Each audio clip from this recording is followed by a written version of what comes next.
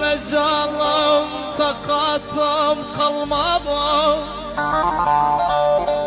Ay ana bu kahr çekmeye, bu kahr çekmeye. Hele ne umudum var Leylim, ana bu kara gurbet bitmeye.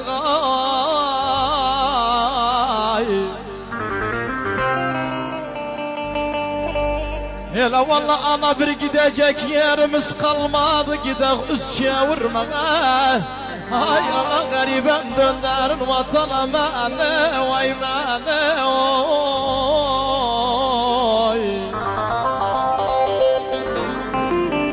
Gene dağlar dağladı beni,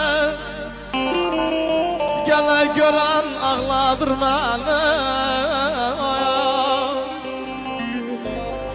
Gene demir zincir kar etmey, hele yar zülfü bağladı beni.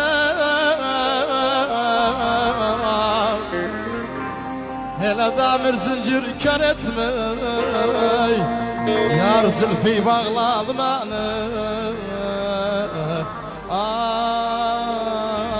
zulüm eyleyden ya. Ay yetme kardeş Ammar yetme,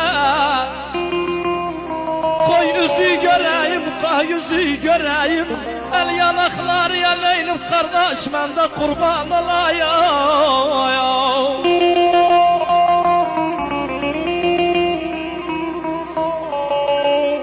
Ele valla bir amanatım var, onu ferhatınlar size diyeyim.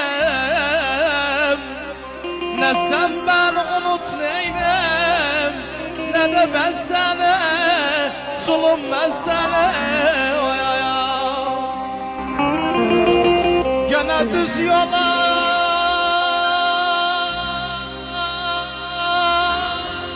düz yola, düz yola, düz yola giderken, düz yoluma giderken felek neyledi bize. Yandı ciğerler, ferhatler döndü taşa köze.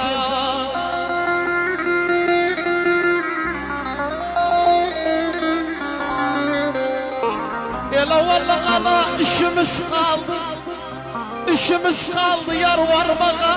Arap seyyide, Arap seyyide, Allah'ın aşkına öldürme beni, felek vay beni.